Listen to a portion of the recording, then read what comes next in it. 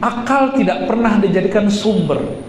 Akal selalu dijadikan aktivitas. Afala ta'qilun liqaumin yatafakkarun. Gak ada akal sebagai satu perangkat sumber. Akal itu justru adalah alat daripada kolbu. Jika mau, yang pertama itu kolbu, bukan akal. Maka ini kesalahan literatur di kalangan Mu'tazilah. Boleh kita kritik, ya, yang penting mengerti kelompoknya apa, manhajnya apa. Jadi cuma karena Mu'tazilah mengatakan masadir al-ahkam syar'iyyah al-ula al-aql, thumma al-kitab, thumma sunnah, thumma al-ijma', maka dia terpana. Saya ceklah di mana rasionalnya. Menurut Bapak Ibu Adinda semua ini, kalau ada orang ngomong siapa yang mati dalam keadaan bermaksiat, dia muslim, mati bermaksiat belum tobat, itu masuk neraka nggak? Bilang dong. Ini ahlu sunnahnya bener nggak nih? Orang maksiat mati belum tobat, masuk neraka nggak? Gak soal ahlu sunnah. Ini Syekh Abdul Qadir Hasan bisa marah-marah ini.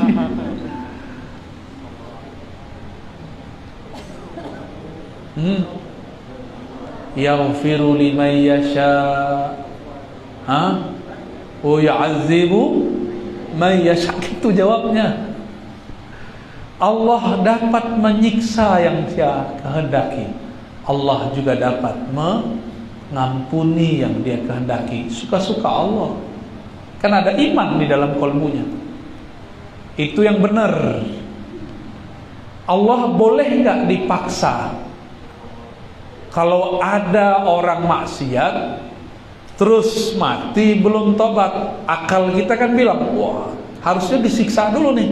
Tapi Allah bilang tidak. Allah boleh nggak diatur-atur oleh hambanya? Itu baru benar akalnya.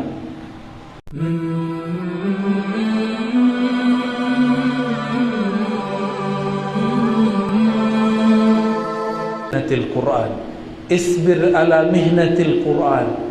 Wahai Ahmad, sabar-sabarlah terhadap ujian yang disebabkan oleh isu Al-Quran. Al-Quran makhluk atau tidak makhluk.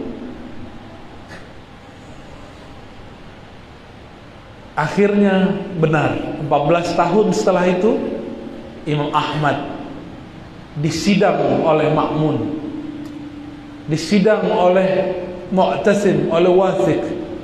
Beliau tetap mengatakan Al-Quran kalamullah, tidak boleh disebut makhluk jika tidak boleh disebut tidak makhluk. Ini versi beliau. Cukup katakan kalamullah, di luar itu bid'ah. Akhirnya Imam Ahmad ditelanjangi, dicambuk, cuma karena isu itu. Ini kelompok apa nih yang menyiksa imam kita? Kelompok yang digadang-gadang di kampus-kampus Islam sekarang sebagai bapak intelektual, kelompok intelektual. Saya tidak sepakat. Saya lama mengajar kitab-kitab kelompok ini, membedah kitab-kitab kelompok ini di kampus yang kita sebut dengan Mu'tazilah.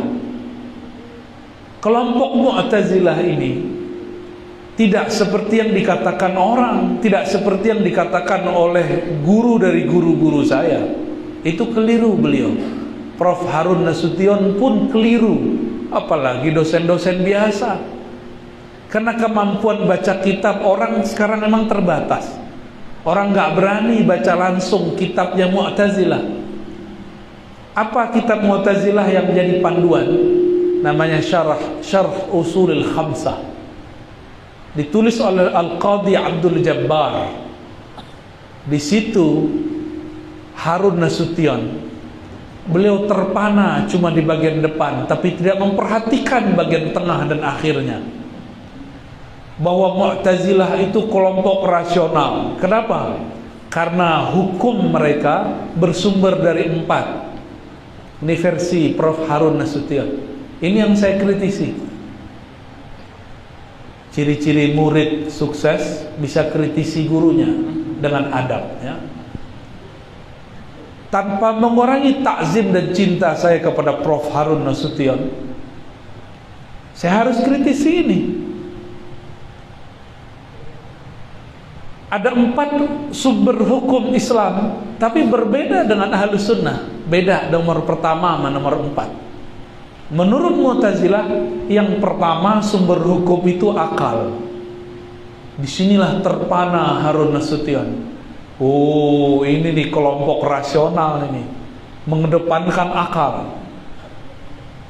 Yang kedua kitab, yang ketiga sunnah, yang keempat ijma. Qiyas bagi dia tidak ada. Yang ada di depan apa? Akal. Di Quran, akal tidak pernah dijadikan sumber. Akal selalu dijadikan aktivitas. Afala ta'qilun liqaumin yatafakkarun. Gak ada akal sebagai satu perangkat sumber. Akal itu justru adalah alat daripada kolbu. Jika mau, yang pertama itu kolbu, bukan akal. Maka ini kesalahan literatur di kalangan Mu'tazilah. Boleh kita kritik, ya. Yang penting mengerti kelompoknya apa, manhajnya apa.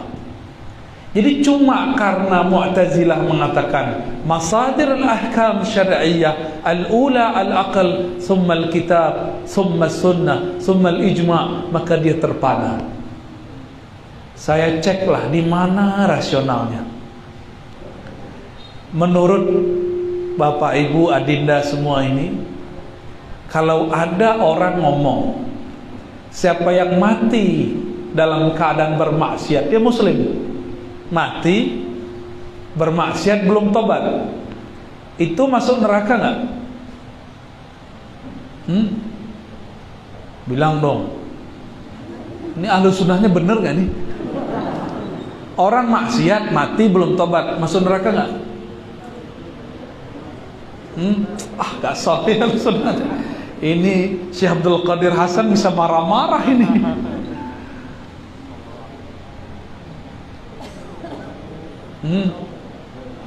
Yaghfiru liman yasha wa yu'adzibu man yasha. Itu jawabnya. Allah dapat menyiksa yang Dia kehendaki. Allah juga dapat mengampuni yang Dia kehendaki. Suka-suka Allah. Kan ada iman di dalam kolbunya. Itu yang benar. Allah boleh nggak dipaksa? Kalau ada orang maksiat terus mati belum tobat, akal kita kan bilang, wah harusnya disiksa dulu nih. Tapi Allah bilang tidak. Allah boleh nggak diatur-atur oleh hambanya? Itu baru benar akalnya. Allah suka-suka dia. Suka-suka Allah disebut adil. Jika Allah bermurah hati disebut dengan maaf. Maka jangan coba-coba minta keadilan Allah. Mu'tazilah ini sok-sok adil. Maka dalam 5 pokok ajaran mereka mengajarkan al-adl, keadilan Tuhan. Orang taat pasti wajib, Allah wajib memasukkan dia dalam surga. Orang maksiat wajib Allah masukkan ke neraka. Pertanyaan saya tadi belum selesai. Orang maksiat dia mukmin, meninggal dalam maksiat di dalam neraka, kalau dia masuk neraka nih, kekal atau tidak? Nah itu baru Ahlus Sunnah. Tapi Ahlus Sunnahnya lembek ya, dhaif ya. Wajar kalau dikit-dikit masuk kelompok baru, kena kalian ya. Orang-orang aswajanah diin ini udah gak perlu kelompok-kelompok lain. Udah gak perlu IM, HT, udah gak perlu. Karena kemunculan Nahdliyin ini, NU, itu sama dengan kemunculan IM. Mereka ini pemahamannya hampir sama awalnya, cuma berbeda dalam perkembangannya. Ikhwanul Muslimin didirikan oleh Imam Ahlus Sunnah juga, tokoh Ahlus Sunnah juga, Syekh Hasan Al-Banna. punya wirid namanya Al-Ma'surat. Pendiri NU siapa? Hadratus Syekh Hasyim Hari dan kawan-kawannya mendirikan juga pada tahun yang hampir sama. Kenapa kita lebih senang impor IM tapi tidak mau ekspor NU, ekspor Muhammadiyah? Kenapa? Nggak pede. Jangan-jangan kita nggak pede, maunya impor, baju-baju impor, ya bolehlah. Tapi pemikiran jangan impor juga. Pergerakan nggak usah diimpor. Kita sudah punya imam di sini. Kita sudah punya imam pergerakan di sini. Di NU ada nggak zikir pagi sore? Ada, namanya Rotibul Haddad, Wirdul Latif. Apalagi kalau lagi doa bersama, Istighatsah. Ada semua. Itu maksurat juga, bersanad dan sanadnya jelas. Maksurat itu bahasa Arab artinya zikir yang diwariskan secara sanad, bersanad. Saya mau tanya, orang yang pakai zikir maksurat Syekh Hasan Al-Banna punya sanadnya enggak? Dapat saya pastikan tidak ada. Cuma beli di toko atau download di Play Store. Sanadnya sanad Thariqat Al-Ghugliyah. Boleh baca, boleh, kita nggak larang. Tapi sanad maksurat kita, Rotibul Haddad, Rotibul Attas, Hizib Nasar, Wirdul Latif, itu lebih kuat daripada sanad yang itu. Cuma karena mahasiswa ikut-ikutan, yang dibaca maksurat tak bersanad. Maksurat yang bersanadnya diejek, kuno gitu. Saya buka majelis dulu pakai Rotibul Haddad. Apa kata mas-mas dari kampus? Kayak emak-emak, masa emak kita majelis bapak-bapak pakai Rotibul Haddad? Jadi dia punya memori. Rotibul Haddad dibaca oleh ummahat. Ini kan keliru ini, ya. Rotibul Haddad itu yang nyusun Al-Habib Abdullah Al-Haddad di Yaman, berdasarkan sanad yang beliau miliki dari baginda Rasulullah Sallallahu Alaihi Wasallam. Ini contoh aja ya. Kembali ke yang tadi. Kalau orang maksiat, dia beriman, mati, masuk neraka, kekal atau tidak kekal? Mengennya begitu ya. Kalau kalian jadi Mu'tazilah, katanya keren nih, katanya mau majukan kampus jadi Mu'tazilah dulu, kata dosen seberang di UIN, ya, dulu di UIN, waktu saya masih ngajar di UIN dulu. Tapi itu udah kita kasih tahu dan mereka kaget-kaget juga. Udah nggak ada lagi ngomong begitu. Apa kata mereka? Kalau mau maju jadi Mu'tazilah, Mu'tazilah kan kampus.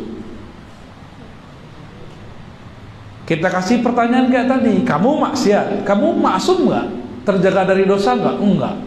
Ketika kamu mati belum sempat tobat, masuk neraka. Itu ajaran Mu'tazilah. Tapi ada tambahannya, khalidan fiha. Dalilnya pakai Quran. Bala man kasaba sayyi'atan wa ahatat bih.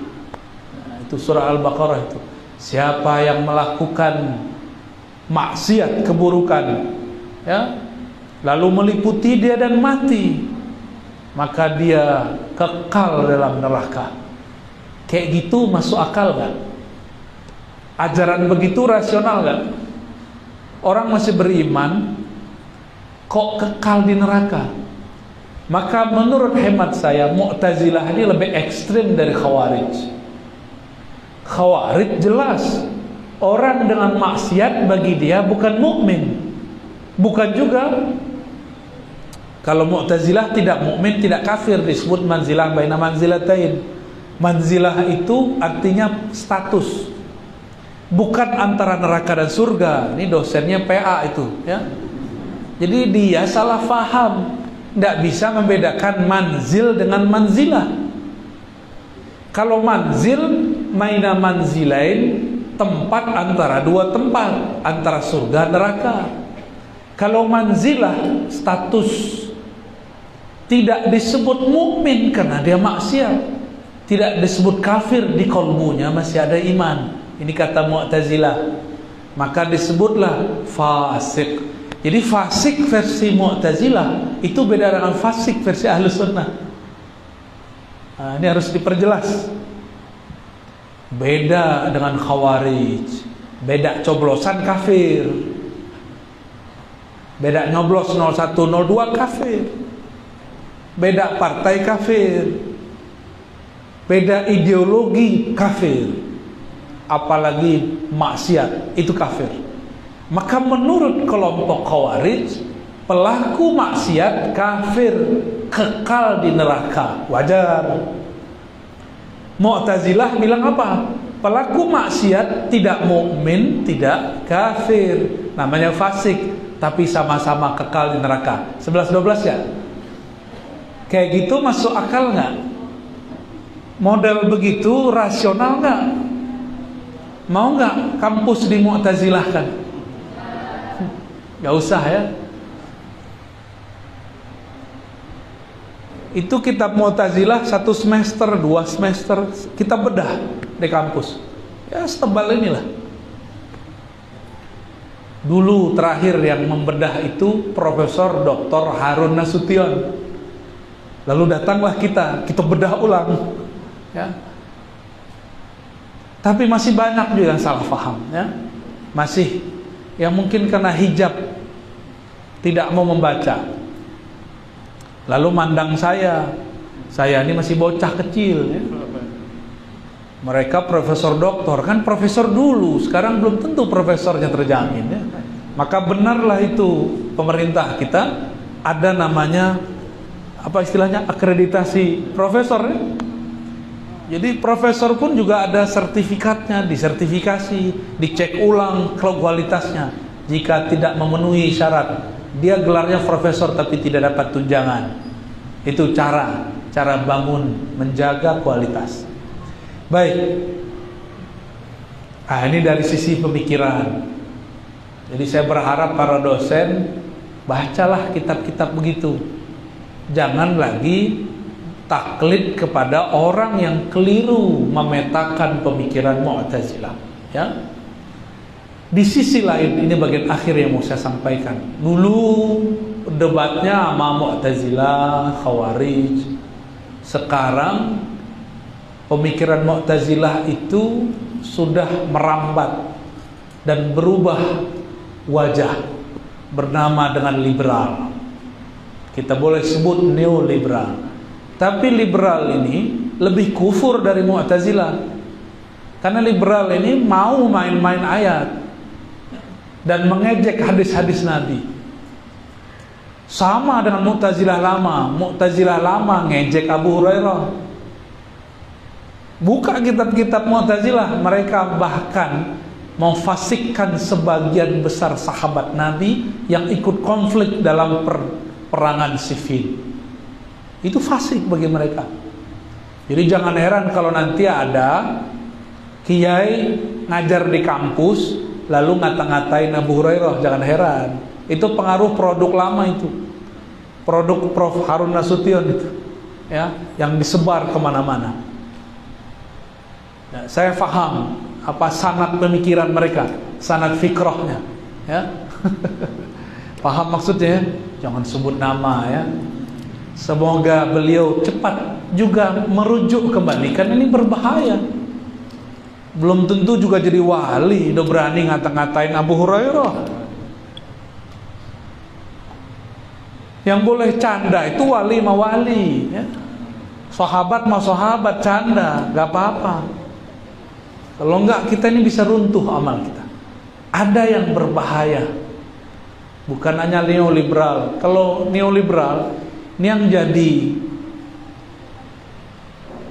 korban kan UIN, IAIN, IAI seperti kita ini, itu pasti dituduh liberal. Jil, jangan Islam liberal.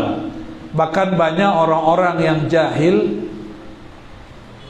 mereka memasukkan saya ke daftar nama orang liberal. Nggak ngerti dia liberal itu apa, ya. Nggak ngerti dia Ahlus Sunnah itu apa. Masa orang seperti kita dimasukin ke liberal? Ternyata udah pusing mau melawan Ar-Razi ya. Dituduh Syiah, nggak ada Syiahnya. Dituduh apa lagi? Dituduh nggak ngerti hadis, ngaji hadis 15 tahun. Ya udah tuduh liberal aja deh. Carilah tema-tema.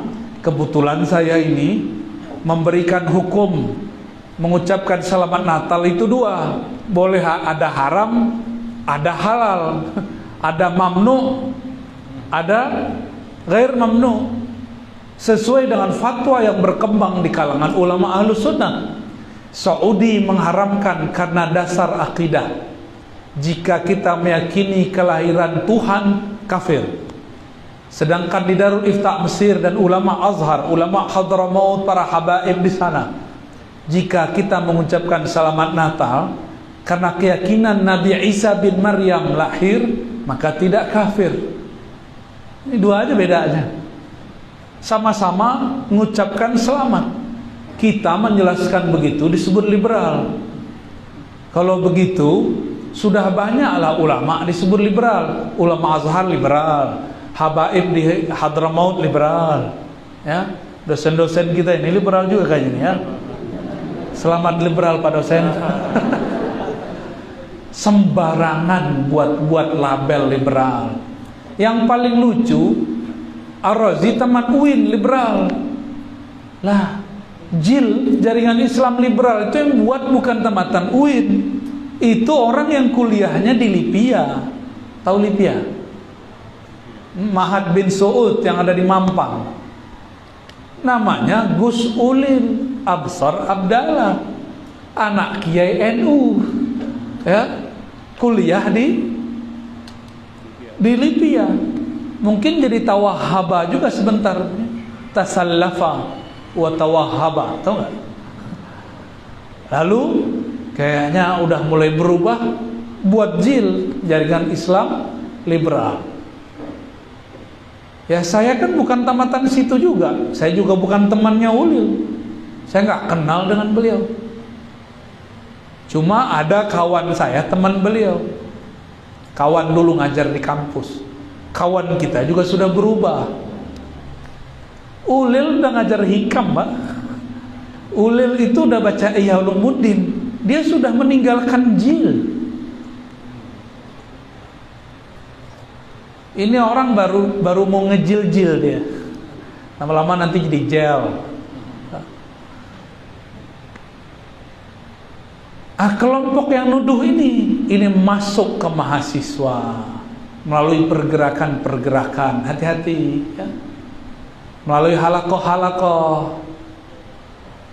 Kenapa saya sebut orang kalau sudah tamat madrasah Nahdiyin udah nggak perlu hijrah-hijrahan. Mau hijrah kemana lagi? Antum udah Ahlus Sunnah, mau hijrah lagi? Berarti Ahlus Sunnah NU ini sesat. Kalau mau hijrah lagi, orang udah kopiah-kopiahan begini, kok udah sarungan ya, kurang jingkrang aja ya, sama jenggot.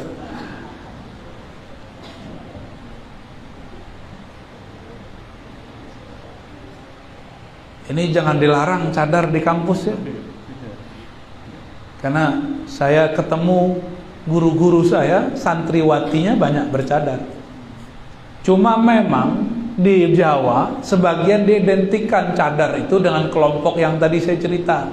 Ya, tapi saya yakin yang bercadar ini nggak begitu ya. Mana mungkin mereka mau ikut majelis kita ya. Karena kelompok itu punya doktrin al-julus ma'a ahlil bid'ah mamnu. Duduk bersama ahli bid'ah itu haram. Itu syubhat.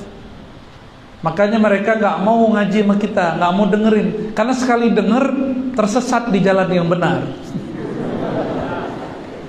Gak usah begitu. Datang seseorang ke rumah, dia sudah menjadi kelompok yang tadi tasallafa wa tawahhaba selama lebih dari 15 tahun. Lebih dari 15 tahun. Dia dengar saya ini sesat. Nyetir mobil sembari dengan YouTube. Yang dia setel itu gurunya dia, ustadz dia yang mentahzir saya.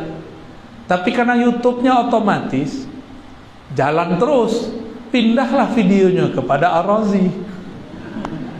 Awalnya dia bilang, saya takut dengar ceramah Ustadz, takut sesat. Jadi saya ini menakutkan mereka nih, Pak Dokter, nih gimana nih? Dia cobalah, lagi asik-asik nyetir, nggak sempat mengganti itu. Terdengarlah beberapa menit. Apa kata dia? Apanya yang sesat ya? Di mananya Ar-Razi sesat? Sejuk-sejuk gini kok ngomongnya kalem, bener kalem. Apanya yang aneh? Apanya yang sesat? Akhirnya dia berdoa untuk ketemu saya. Alhamdulillah ketemu. Curhatlah itu orang. Saya tanya, apa pengalamanmu jadi kelompok tasallafa wa tawahhama? Kan saya juga punya pengalaman, tapi tidak lama, cuma 3 tahun. Dia 15 tahun. Dan dia cerita, saya nggak boleh cerita, takut nanti menjelek-jelekkan kelompok lain. Ini yang harus diwaspadai. Munculnya kelompok-kelompok khawarij, semi-semi khawarij. Mereka masuk lewat pergerakan-pergerakan. Maklum, mahasiswa ini kan kadang-kadang gak sabar melihat kiai-kiai sepuh ini kok lelet sekali ya. Kelamaan duduk istighosahannya, baca maulidnya 1 jam 2 jam. Kata anak muda, kalau main game sudah berapa kali aku menang ini ya. Tapi saya lihat orang-orang Banjar, orang-orang Martapura, ya Banjar lah, ini di luar menjadi simbol. Di beberapa provinsi kalau orang kata Banjar pasti maulid. Ya, kalau kita sebut masjid orang Banjar, itu kelompok sebelah mundur. Tapi saya dengar juga orang Banjar udah mulai ada yang nggak maulid ya. Sudah mulai membid'ahkan belajar sifat 20. Sudah mulai mengatakan Abul Hasan Asy'ari orang sesat. Dengar-dengar begitu. Benar nggak ada? Wah, ternyata bukan kabar burung. Ternyata kabarnya bukan hoax. Ini nggak bisa cuma kita omong-omongkan begini. Ini harus dijadikan satu PR besar. Maka di kampus-kampus harus mulai dihidupkan kajian-kajian bedah-bedah kitab Ahlus Sunnah, orisinilitas Ahlus Sunnah. Dan inilah karomahnya Hadratus Syekh Hasyim Asy'ari. Beliau itu sebelum Al-Azhar merumuskan Ahlus Sunnah itu 3, beliau sudah sebutkan Ahlus Sunnah itu 3. Yang pertama, berakidah Ahlus Sunnah itu menurut riwayat Abul Hasan Asy'ari atau Imam Al-Maturidi. Pesantren kampus kita begitu nggak? Dibunyikan kalau perlu di ADRT-nya. Kampus ini kampus Ahlus Sunnah, sebut bunyikan. Ahlus Sunnah yang mana? Nahdiyah kah atau Muhammadiyah kah? Bunyikan itu. Karena banyaknya aku Ahlus Sunnah sekarang. An-Nahdiyah ya. Bunyikan itu. Terus yang kedua, Ahlus Sunnah itu kata Hadratus Syekh mesti bermazhab. Mazhabnya 4, pilihlah salah satunya. Hanafi, Maliki, Hanbali, Syafi'i ya. Mereka semua adalah ulama salafus saleh. Salafus saleh 3 abad pertama. Maka ikut mereka, itulah yang disebut salaf. Bukan ikut Ibnu Taimiyah. Ibnu Taimiyah itu yang klaim ikut salaf. Ibnu Taimiyah itu abad ke-8 Hijriah, wafatnya tahun 728. Beliau bukan imam salaf, beliau imam di masa khalaf. Ya, apalagi Syekh Muhammad bin Abdul Wahhab lebih belakangan lagi, apalagi Syekh bin Baz, apalagi Albani baru wafat tahun 99 kemarin.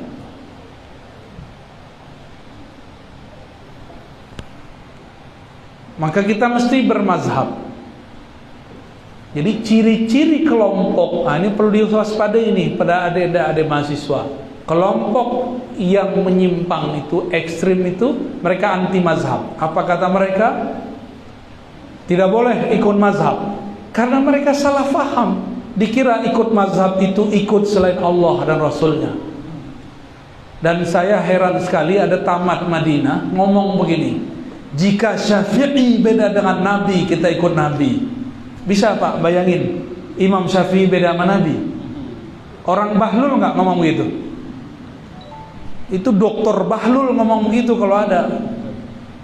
Imam Syafi'i beda sama Nabi. Kapan sejarahnya itu?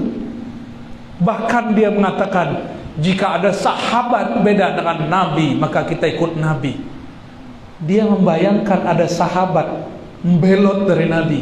Yang ngomong sahabat belot dari Nabi, kalau nggak Syiah, Khawarij, Mu'tazilah. Ahlussunnah nggak ada yang ngomong begitu.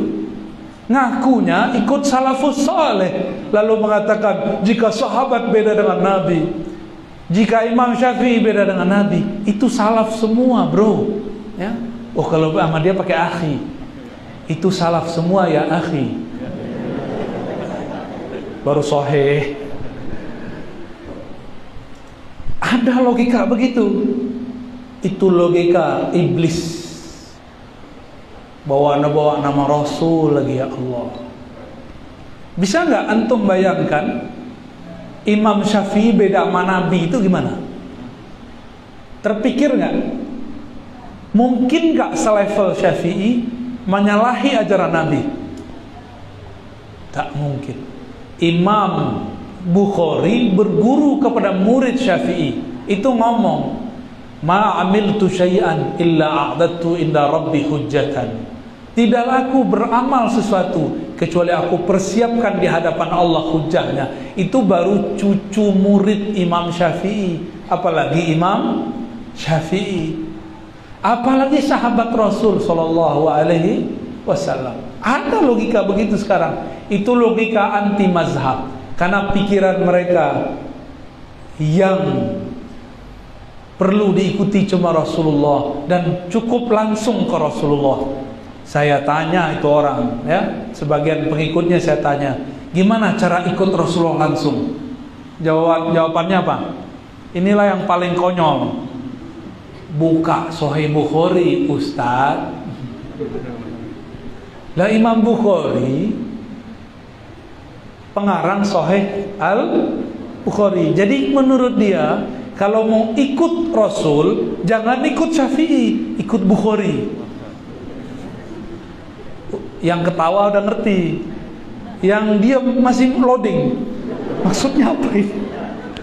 Nih kita kasih tahu, Imam Bukhari lahir tahun 194. Ingat-ingat, lahir tahun 194. 10 tahun sebelum Imam Syafi'i wafat. Imam Syafi'i wafat 204. Imam Bukhari wafat 256. Sudah terbayang? Jadi lebih dekat masa Imam Syafi'i ke Nabi atau lebih dekat Bukhari? Kalau silsilah guru yang paling pendek Imam Syafi'i itu Bukhari. Imam Syafi'i. Kata kawan, gak usah ikut Syafi'i, ikut Bukhari aja. Udah mulai paham? Itu orang ngerti gak tuh sejarah? Gak ngerti sejarah, gak ngerti ilmu sanad, gak ngerti ilmu hadis, tapi ngakunya manhajnya sunnah. Nah, inilah kemudian yang bikin kita sakit perut kadang, ya. Gak boleh ikut Syafi'i, tapi ikut orang setelah Syafi'i. Itu kitab Sahih Bukhari ditulis setelah Imam Syafi'i. Berarti kalau ikut Sahih Bukhari, ikut Imam Al-Bukhari. Loh, bukan, ini kan kalam Nabi. Iya, kalam Nabi yang disusun oleh Bukhari. Kalau ikut Syafi'i, berarti ikut kalam Nabi yang dikumpulkan dan diriwayatkan oleh Imam Syafi'i. Apa bedanya? Sama. Ya, sama-sama ikut imam. Imamnya dua-duanya mengumpulkan imam-imam Syafi'i, Imam Ahmad dan lainnya. Nah, inilah yang penting saya sampaikan. Jangan sampai pemikiran itu muncul di kampus. Tapi ada yang ketiga. Ahlus sunnah itu ada gerakan rohaninya, yaitu bertasawuf. Ahlus sunnah mesti bertasawuf. Jika fikih mesti bermazhab, maka tasawuf mesti berthariqah. Saya lihat di Martapura, tokoh paling karismatik, abah sekumpul ya, itu berthariqah. Beliau berthariqah, udah alim, udah wali, masih berguru. Masa kita-kita ini belum tentu jadi wali Allah, udah bilang thariqat saya langsung saja Al-Quran dan Sunnah. Sama kayak tadi itu. Sama nasibnya kayak tadi. Dan kita kaget kok ada kiai, kok ada guru ngomong begitu. Thariqat saya Quran. Lah Quran itu kan pakai sanad, guru. Yang benar kalau mau diplomasi ngomong thariqat saya ngaji. Ngaji kan harus ada gurunya. Guru ada gurunya. Itu namanya diplomasi. Yang menyembunyikan formalitas thariqat.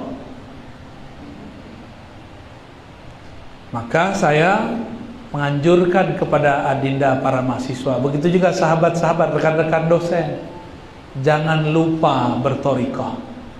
Ya, fikih itu cuma hukum zahir, nggak ada khusyuk di situ, nggak ada ketenangan kolbu. Ketenangan kolbu ada di ahli tasawuf. Mau tenang jiwanya, kolbunya, nggak cukup berjenggot kayak saya ini, nggak cukup pakai baju koko, gak cukup berjilbab, bercadar, gak cukup. Apalagi celana jingkrang, gak ada kaitannya.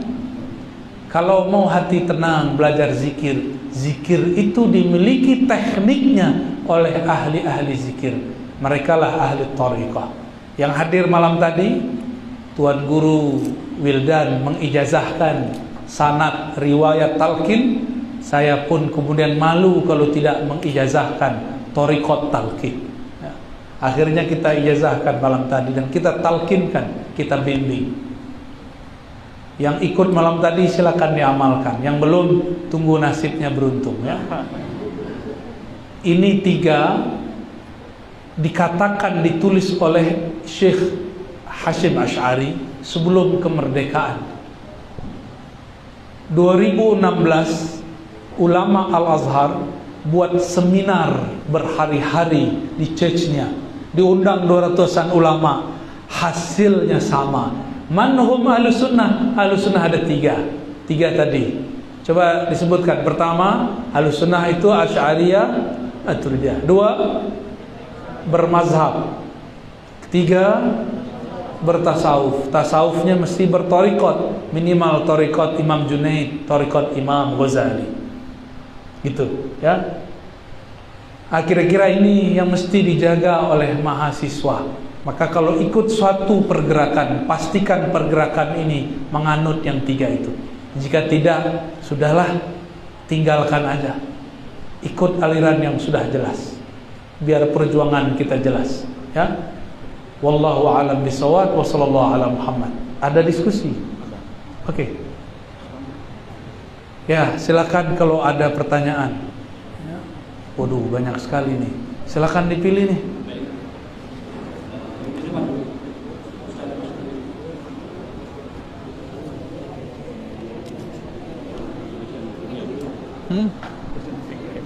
Oh, ada dosen. Oh, ini.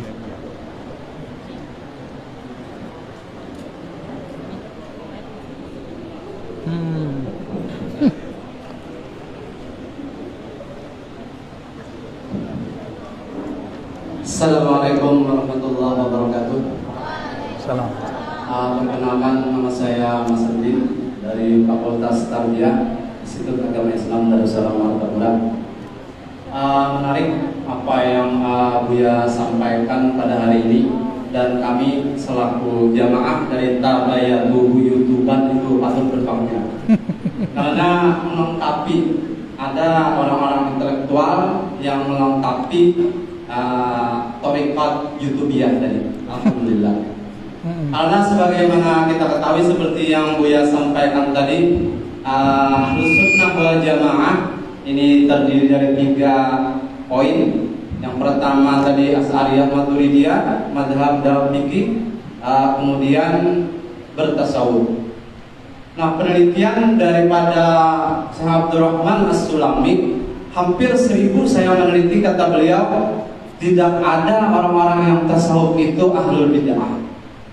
Nah, namun yang sering banyak kita hadapi sekarang ini, tasawuf ini yang sering diserang karena terkadang mereka mengatakan tidak ilmiah. Dalam berbagai artikel kita sering melihat konsep-konsep yang sering diusung oleh ulama-ulama sufi dalam kalangan Ahlus Sunnah, seperti konsep Nur Muhammad itu, katakan, nah ini hal yang paling sulit untuk dijelaskan secara ilmiah. Nah, padahal konsep Nur Muhammad ini dalam dunia tasawuf itu menjadi sebuah konsensus dari kalangan ulama sufi. Tapi tidak jarang juga kritikan. Yang paling banyak dikritik itu adalah akar daripada dalil hadis yang diriwayatkan oleh Jabir. Nah, jadi mungkin bagaimana ini menjelaskan sedikit Alhamdulillah. Kemudian yang kedua, yang biasa menuai kritik dalam dunia tasawuf ini masalah pengamalan syariat. Nah, kadang apalagi yang makom-makomnya itu sudah terkesan wali, sudah menjadi panutan. Nah, jadi yang pertanyaannya itu, apakah memang syariat ini ada 2? Karena dalam surah Al-Kahfi itu kan Nabi Khidir itu diceritakan seakan-akan itu maksiat, tapi kenyataannya memang perintah Allah Subhanahu wa taala. Nah, jadi mungkin bagaimana ini kira-kira dalam hal menanggapi tentang hal ini. Demikian, terima kasih. Assalamualaikum warahmatullahi wabarakatuh. Langsung saya jawab ya. Yang pertama tentang Nur Muhammad. Kajian Nur Muhammad itu ilmiah. Namun betul, hadis-hadis yang digunakan kadang-kadang tidak sahih. Ya, itu ternyata bukan hadis tapi ilham kudusi. Saya menyebutnya ilham al-kudusi. Ilham yang kudus dari Allah. Allah berkalam ke walinya, dicatat oleh wali qaul Allah dalam kitabnya. Atau dia berkoneksi dengan Rasulullah, dia dengar Rasulullah berkalam dalam pengalaman ruhaninya. Bagi ahli-ahli ruhani yang mereka sudah sampai kepada kesadaran tertinggi, makom mereka bertemu Nabi bukan lagi mimpi. Man ra'ani fil manam fasayarani yaqzah. Kalau mubtadi, siapa yang bermimpi bertemu aku, mimpi itu mubtadi, pemula. Kalau yang sudah muntahi, fasayarani yaqzah. Ini hadis Bukhari, hadisnya sahih. Orang yang pernah bermimpi ketemu aku, dia akan melihatku dalam keadaan jaga di sini, di dunia ini. Itulah sebabnya muncul kalam-kalam al-alam minni wa ana minallah. Itu bukan nggak ada di kitab hadis. Seorang wali kutub di zamannya dahulu, mereka ketika berselawat kepada Nabi, Allah perjalankan ruhnya, lalu mereka bertemu Rasulullah. Rasulullah berkalam, alam minni, alam semuanya dari aku dari Allah. Ditulislah oleh si ulama ini, qala Rasulullah. Maksudnya di dalam pengalaman rohani dia itu boleh, cuma kata-kata di alam itu dihilangkan oleh murid-muridnya karena muridnya mengira itu hadis. Dari mana saya tahu? Itu gampang. Ini para khotib, ini sudah mau dekat ya. Jam berapa nih? Masih lama ya. Para khotib sering baca hadis. Man kana yaumuhu misla amsi fahuwa maghbun, wa man kana yaumuhu syarran min amsi fahuwa mal'un. Itu hadis bukan? Hadis ya? Itu kata wakil hadis. Gimana santrinya tuh? Dulu 2005 saya ditelepon sama profesor saya. Namanya Abdul Aziz juga, masih hidup. Profesor Abdul Aziz tawadu sekali. Beliau dosen idola saya dulu, salah satunya. Apa telepon dia?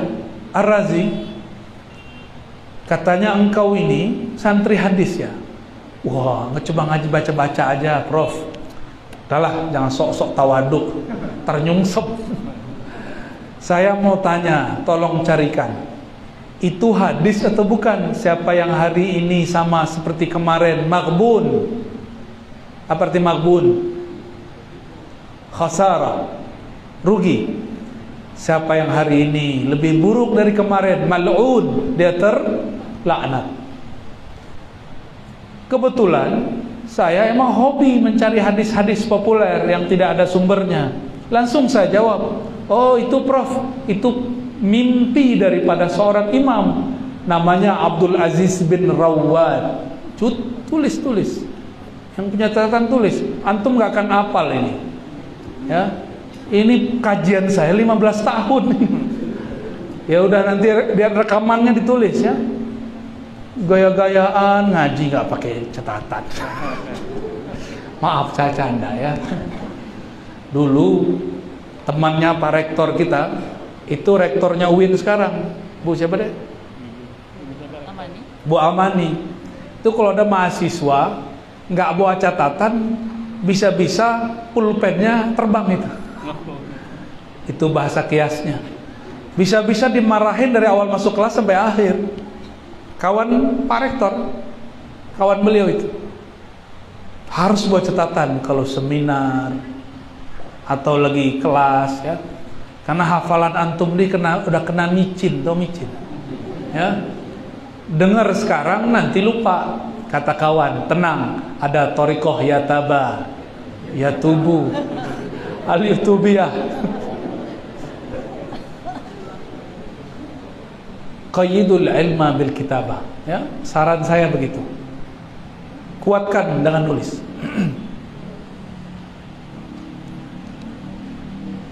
Tadi saya mau ngomong apa ya? Hadis. Iya, hadis maghbun. Ini kalau sudah marah begitu deh, lupa deh.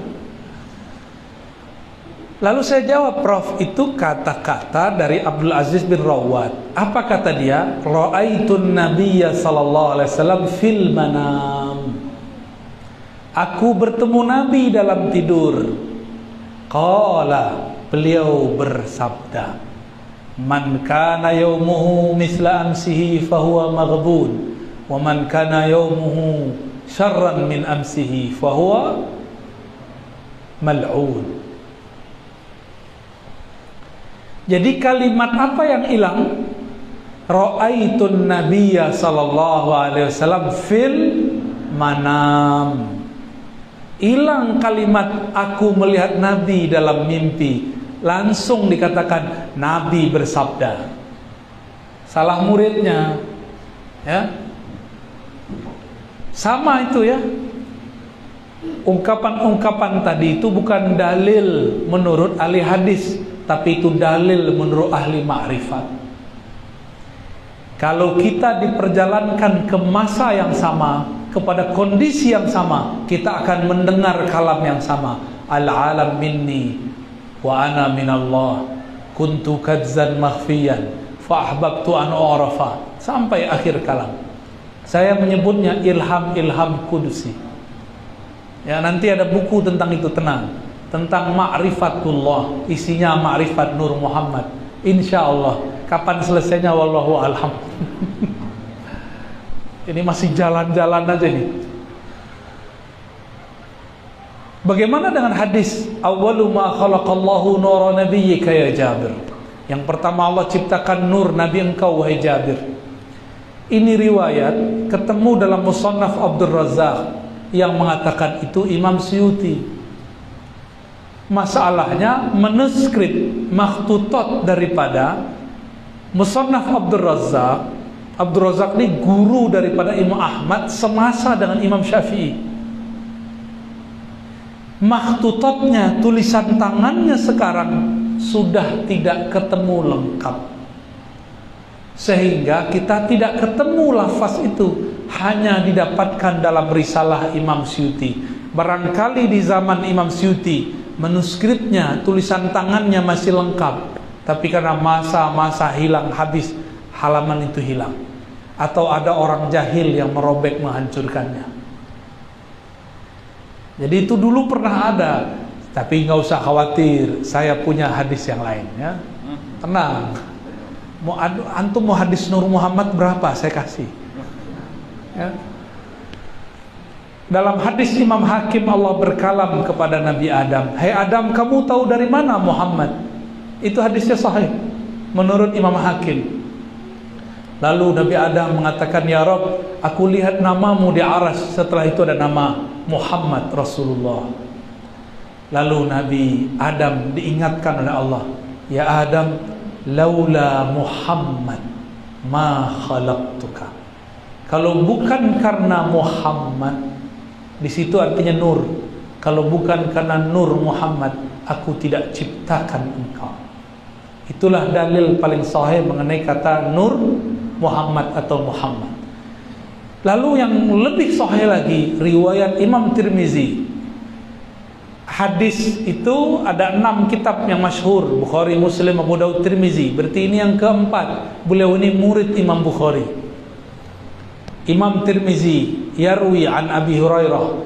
Apa kata Abu Hurairah? Qalu, berkata para sahabat, "Ya Rasulullah, mata wajabat lakan nubuwah?" Wahai Rasulullah, kapan engkau diangkat jadi nabi? Apa jawaban beliau? Adam baina ma'in wa tin. Adam belum dicipta, masih air dan tanah. Aku sudah ditetapkan jadi nabi. Itulah yang disebut Ahmad. Nurnya disebut Nur Muhammad. Hadisnya hasan sahih. Jadi nggak usah pakai hadis palsu. Maka kalau ketemu yang tadi, tambahkan. Dalam ilham-ilham para ulama wali Allah, mereka mendengar Nabi bersabda, "Awwalu ma khalaqallahu nur Muhammad." Itu ilham semua. Awal yang Allah ciptakan nur Muhammad. "Laulaka ya Muhammad ma khalaqtul aflaq." Kalau bukan karena engkau hai Muhammad, aku tidak ciptakan alam semesta. Itu semuanya ilham, menjelaskan makna ayat wa ma khalaqtul jinna wal insa illa liya'budun. Nah, ini sudah sering saya jelaskan. Saya jelaskan sekali lagi di sini. Tidak aku ciptakan jin dan manusia kecuali untuk menyembahku. Saya mau tanya, yang paling sempurna menyembah Allah siapa? Siapa? Hah? Ibnu Taimiyah? Muhammad bin Wahab? Atau Pak Rektor? Nabi Muhammad. Jadi kalau diterjemah, coba taruh nama Nabi Muhammad di situ dan pengikutnya. Tidaklah aku ciptakan jin dan manusia kecuali agar Nabi Muhammad dan para pengikutnya menyembah aku. Bisa diartikan begitu ya? Karena yang paling kenal Allah Nabi Muhammad, yang paling sempurna nyembah Allah Nabi Muhammad. Salat antum ini belum tentu diterima. Maka supaya diterima, bersolawatlah kepada Nabi Muhammad, supaya salat kita yang tidak khusyuk juga diterima oleh Allah Subhanahu wa taala. Gitu ya, Pak dosen ya. Udah cukup. Satu lagi ya. Oh, Khidir tadi ya. Apa? Adakah syariat selain syariat yang zahir itu? Oke. Syariat itu cuma satu. Namun beda Rasul, beda zahirnya. Risalah yang turun ke Nabi Musa itu risalah ahkam zahir. Risalah hukum zahir, bunuh orang dikisos. Risalah yang turun ke Nabi Khidir Balya bin Mulkan itu bukanlah risalah hukum zahir, tapi hukum batin. Zahirnya membunuh, batinnya menyelamatkan. Zahirnya merusak kapal, batinnya menghidupkan semua laki-laki di kampung. Ini bayangkan ada kampung nelayan, semua laki-laki bekerja di laut mencari ikan. Di tengah laut ada perompak, siapa saja yang mendekat mati. Jika semua laki-laki pagi itu, siang itu mereka ikut berlayar, maka semuanya mati. Menjandalah semua perempuan di kampung itu. Nggak cukup Nabi Khidir dan Nabi Musa untuk mempoligaminya, cuma 2. Ini sekampung, gimana cara poligaminya? Kecuali Nabi Sulaiman, istrinya 400, budak perempuannya 600, 1000. Tapi dia tidak punya anak satupun.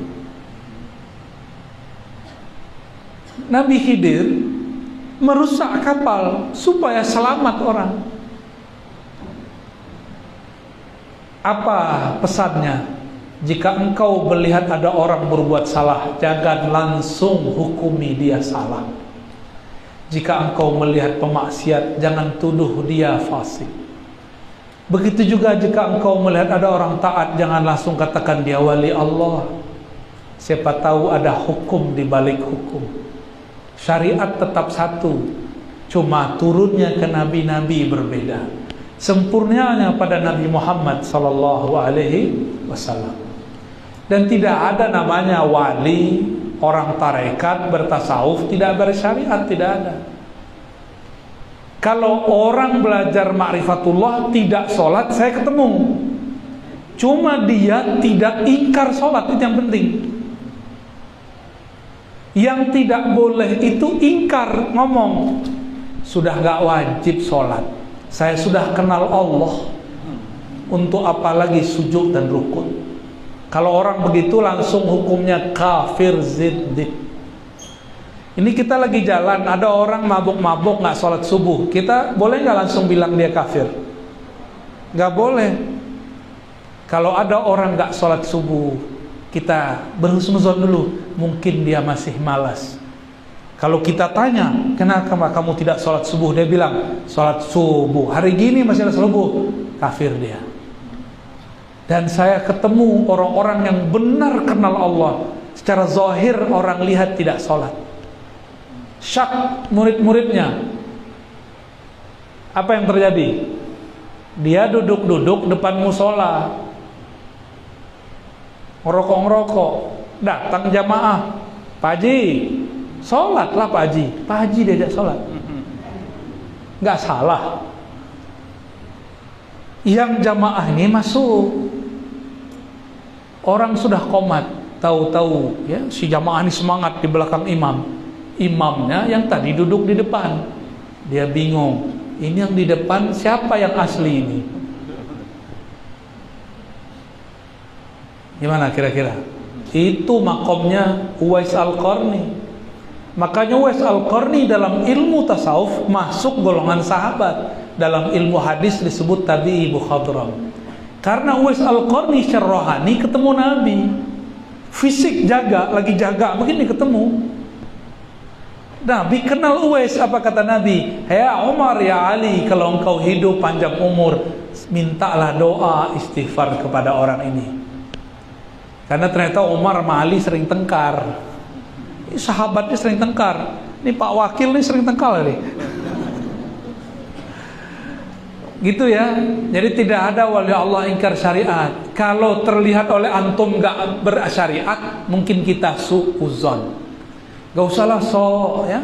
Sholat kita ini belum khusyuk, sholat kita ini belum tentu diterima. Kalau ada orang gak sholat di mata ini, belum tentu dia tidak sholat. Siapa tahu yang kita lihat bayang-bayang, bukan orangnya. Ya, itu sudah masyhur lah kalau di Martapura orang-orang begitu ada ya. Tokoh-tokoh begini banyak di sini. Kalau di Jawa namanya Gusmi. Guru dari Abbas Kumpul namanya Kiai Haji Hamid Pasuruan. Punya sahabat namanya Gusmi. Gusmi ini nggak terlihat sholat oleh orang yang terhijab matanya. Ngadu kepada Kiai Hamid Pasuruan. Beliau lagi duduk di kamarnya, di belakangnya ada jendela. Si murid itu kemudian ditegur oleh Kiai Hamid. Bocah, kamu mau tahu di mana Gusmi sholat. Ini antum percaya atau tidak? Ini karomah aulia. Dibukalah jendela, ada pohon di situ. Beliau lagi sholat di atas pohon. Sulit percaya ya? Itu mah belum seberapa ya. Wali itu ada yang sholatnya di atas awan, ada yang di atas angin, ada yang di atas air. Itu biasa. Murid-murid Nabi Khidir begitu semua. Nabi Musa nggak dikisahkan di dalam kitab. Itu diajak jalan sama Nabi Khidir ke tengah laut, nggak nyebur dia. Kalau nggak percaya, nanti antum kalau ketemu Nabi Musa tanyain. Nggak percaya tanya aja. Nanti kita akan ketemu para nabi di akhirat. Antum tanya, saya saksinya. Ya, wah dongeng lagi nih. Bukan, ini asli. Ya, jangankan cuma jalan di atas air, takdir ke depannya Nabi Khidir kasih tahu. Ya, itu mah cetek tuh jalan di atas air. Nabi Khidir masuk ke dalam laut, nggak perlu nafas pakai bantu oksigen, nggak perlu. Itu mukjizat beliau. Tapi lebih hebat Nabi Muhammad. Jibril nggak boleh naik ke aras Nabi Muhammad, naik ke atas aras. Semua nabi takluk di bawah kaki Nabi Muhammad sallallahu alaihi wasallam. Ya, jadi yang penting tidak inkar. Jadi kalau ketemu nanti orang-orang begitu, tanya aja menurut dia sholat wajib apa enggak. Kalau dia bilang nggak wajib, itu wali setan ngomong Allah. Ya, ingat-ingat wali setan ini kalau ngomong makrifat tajam juga, tapi wa'rifatnya tidak usul. Makrifat-marifatan. Wallahu a'lam bishawab. Satu lagi ya, cukup. Silakan dipilih. Satu akhwat lah. Ya, ini ada yang di tengah nih. Ya, boleh.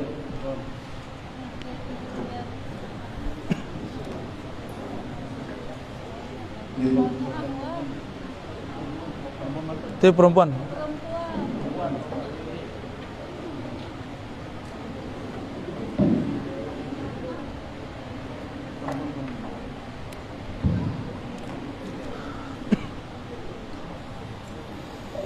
Bismillahirrahmanirrahim. Assalamualaikum warahmatullahi wabarakatuh. Assalamualaikum. Terima kasih sebelumnya Buya sudah memberikan izin dan kesempatan kepada saya untuk menyampaikan kepada Buya. Izin Buya, sayang sekali rasanya kalau saya pribadi tidak bertanya kepada Buya pada hari ini. Bagaimana menurut Buya cara meyakinkan hati, menguatkan hati ketika kami kaum minoritas, sebut saja kami kaum minoritas, itu disebut sebagai aliran yang salah, sebagai orang yang tersesat. Bahkan saya pribadi sering mendapatkan Buya bahwa saya pribadi ini adalah seorang teroris dan tidak karena saya sekarang di Fakultas Tarbiyah tidak berhak menjadi seorang pendidik Buya.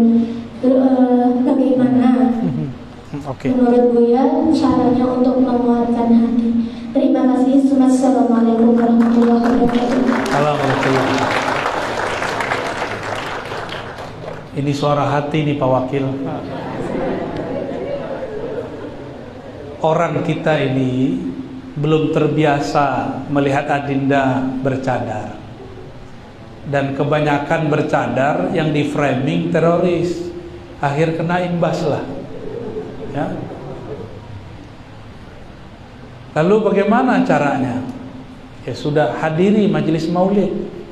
Karena teroris nggak pernah hadir majelis maulid. Ada istighosah hadir, ya. Nanti malah orang senang. Oh, ternyata yang bercadar ini bukan satu aliran, tapi banyak aliran listriknya. Saya banyak berkunjung ke pesantren-pesantren, ke majelis-majelis.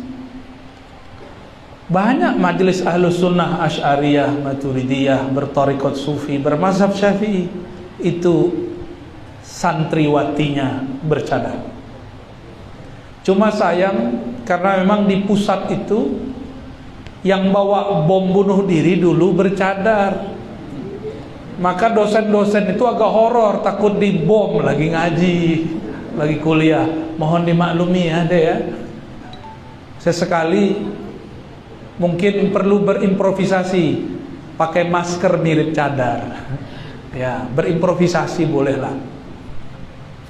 Saya sempat berdebat dengan orang di kampus saya karena dilarang mahasiswi saya bercadar. Saya bilang, Pak, di kampus sebelah sudah dilarang, masa di kampus kita dilarang? Oh, di sini nggak boleh, di kampus saya dulu di Al-Azhar nggak boleh. Ya, itu kan kampus kamu. Ini kampus kita bersama, tetap saja tidak boleh. Tapi tenang ya, yang bercadar tetap ada. Yang penting tampilkan, show up, tampilkan bahwa Adinda ini bercadar. Itu bukan cadar kelompok sebelah, tapi yang mengikuti mazhab Syafi'i. Coba buka kitab-kitab mazhab Syafi'i, dianjurkan tutup muka. Cuma istri saya maunya baru pakai cadarnya cara masker. Ya, saya bilang, Dek, pakai cadar, Dek. Dijawab pakai kaidah fikih yang lain. Ya, mampus juga kita Yang disuruh pakai cadar, dia pakai kaidah lainnya.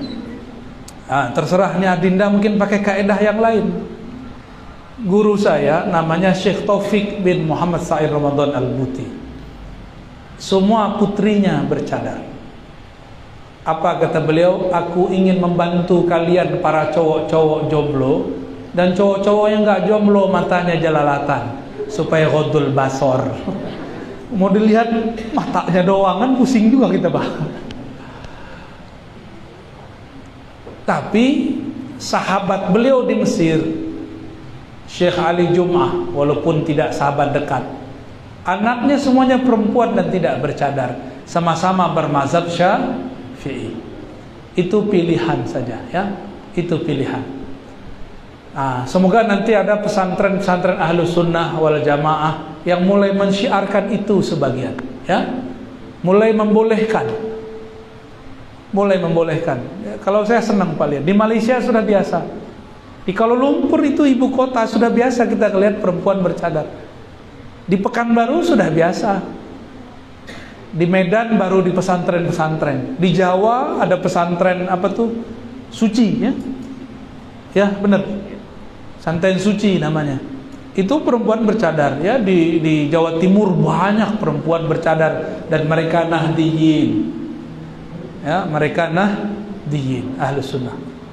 Barangkali itu ya, nanti coba show up, tunjukkan, ikuti aktivitas yang diikuti oleh Ahlus Sunnah secara umum supaya mereka nggak merasa antum ini ghuraba atau geroba. Ya, semoga kita diridhai oleh Allah Subhanahu wa taala. Semoga kalam-kalam kami yang kurang disempurnakan Allah, yang sudah baik semoga diridhai oleh Allah. Mohon maaf atas salah dan kurangnya. Assalamualaikum warahmatullahi wabarakatuh.